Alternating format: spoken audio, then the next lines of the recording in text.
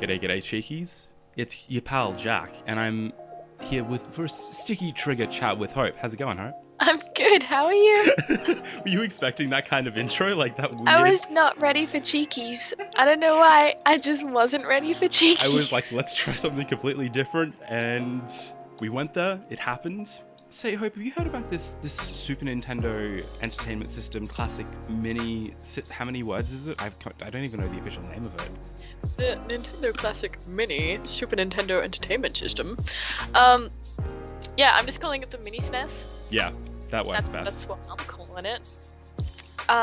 Yes, I have heard about it. It's been like all over my everything today. People are so excited. Especially after the success of the Mini NES that came out. Calling it success, I mean, it sold out, but that was because, Nintendo just didn't feel like manufacturing enough of it. Shipped 2.3 million units. Yeah, that's more than what Switch has shipped, isn't it? Because Switch has only gotten, 1 or 2 million maybe out in the wild. I know that they're planning to ship about 10 million by the end of the year.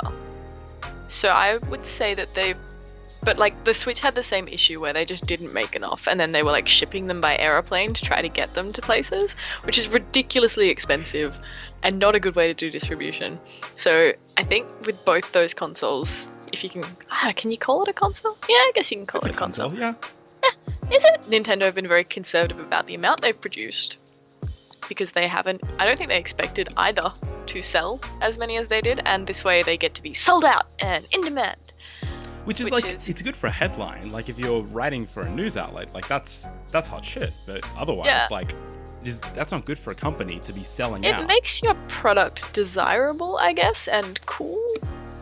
And it means that maybe. Now, when they've released this Nintendo Classic Mini Super Nintendo Entertainment System, they can, they've said that they're going to make a lot more of this than they did of the NES. So that's they've actually gone on the record of saying that.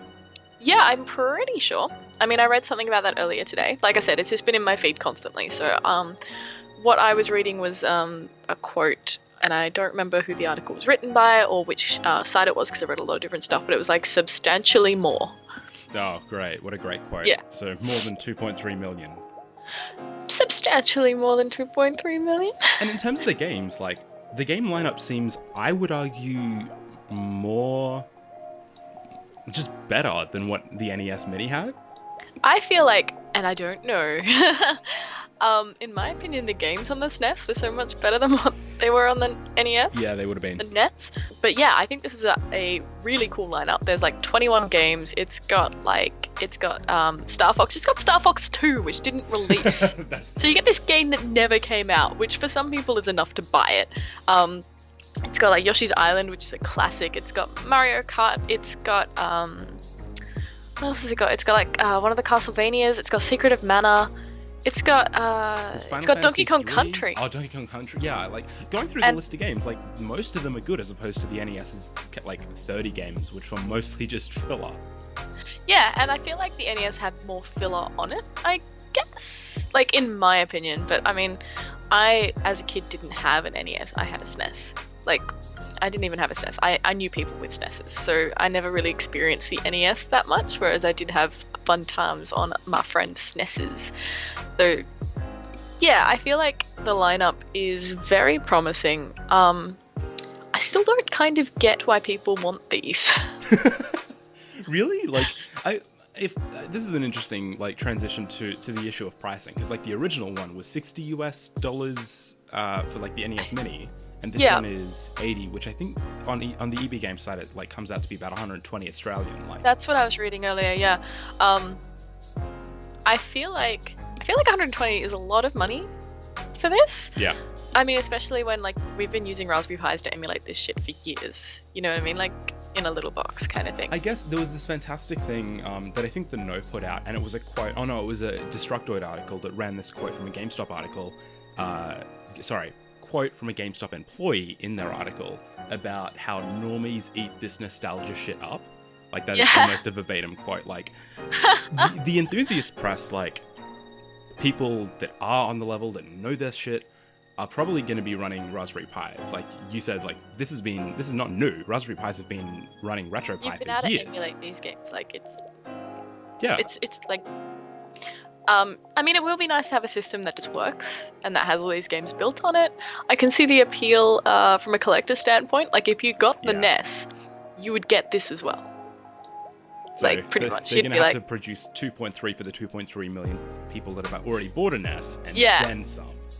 But it is going to be the thing, like, I don't think anybody, and I mean anybody, is going to play this for more than, like, a day.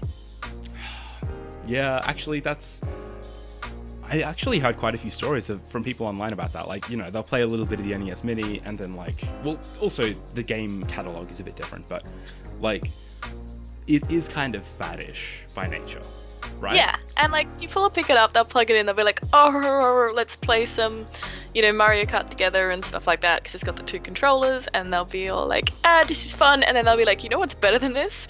New Mario Kart? Yeah, let's go and play actual Mario Kart 8. Yeah. Yeah. That's interesting. So I think it's going to be the kind of thing where people buy it to put it on their shelf, to plug it into their TV for like a couple of minutes, and then to never look at it again. Do you think that this is a sign that there will be a mini N64?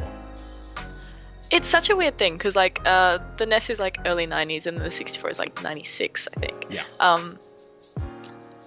And like I feel like there's such a big difference between those two consoles. Like the NES and the SNES are relatively similar in like form factor and appearance and that kind of stuff. And then when they went to the 64, it's like this weird globular sort of shape, and it doesn't have that same sort of retro vibe as these ones.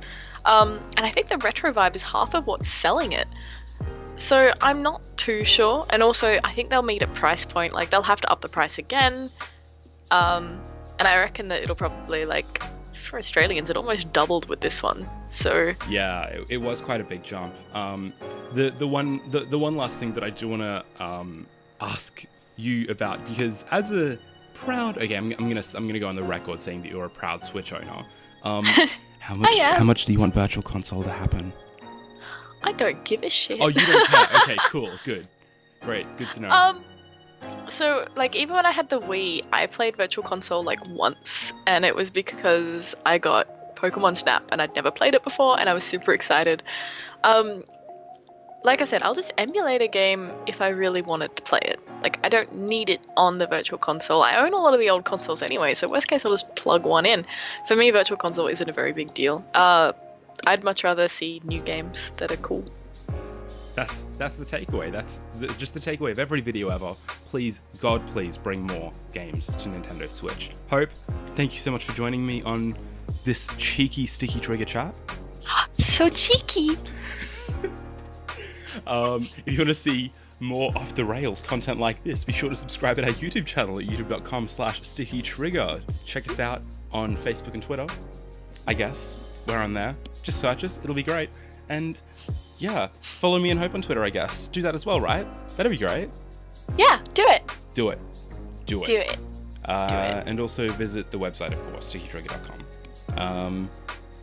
But for now, I'm going to edit this and go immediately to bed. So thanks for watching, and we'll talk to you soon.